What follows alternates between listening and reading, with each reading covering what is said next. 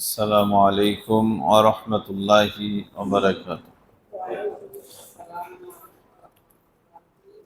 الحمد لله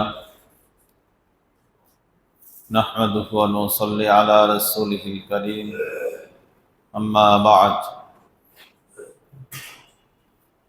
عن أبي أمامة رضي الله تعالى عنه قال قال رسول الله صلى الله عليه وسلم صنفان من أمتي لن تنالهما شفاعتي إمام ظلوم وكل قال مارك রাহু তবরানী।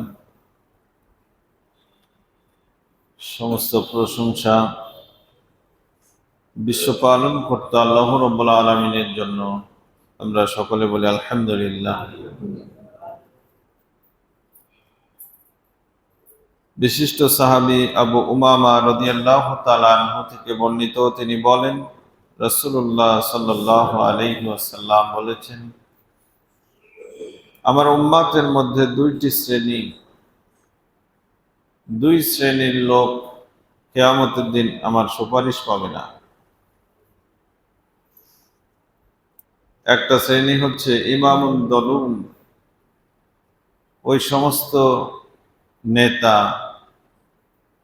ওই সমস্ত রাষ্ট্রের দায়িত্বপ্রাপ্ত ব্যক্তিবর্গ যারা মানুষের প্রতি জুলুম করে থাকে, এরা সুপারিশ পাবে না।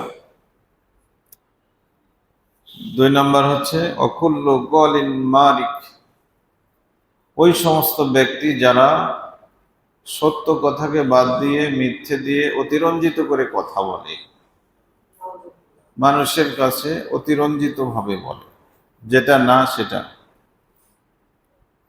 এমন অভ্যাস যার মধ্যে আছে উম্মতের মধ্যে, তারা সুপারিশ পাবে।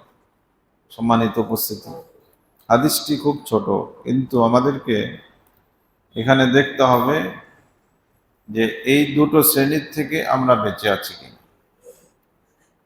আমরা বিরত আছি কিনা। আমরাও কথা বলতে যেয়ে দেখবেন যে অনেক সময় গীবত করে ফেলছি, কথা বলতে যেয়ে হয়তো যেটা না তার চাইতে বেশি বলে ফেলছি। এই ব্যাপারে সজাগ থাকতে হবে। আর যারা যে বিষয়ে দায়িত্বপ্রাপ্ত আছে, আল্লাহ যাদেরকে দায়িত্ব দিয়েছেন, এটা নিষ্ঠার সাথে পালন করতে হবে। আল্লাহ তৌফিক দান করেন, আমিন। আজকের হাদিসটি তবরানী থেকে বর্ণিত হয়েছে, হাদিস নাম্বার 8005।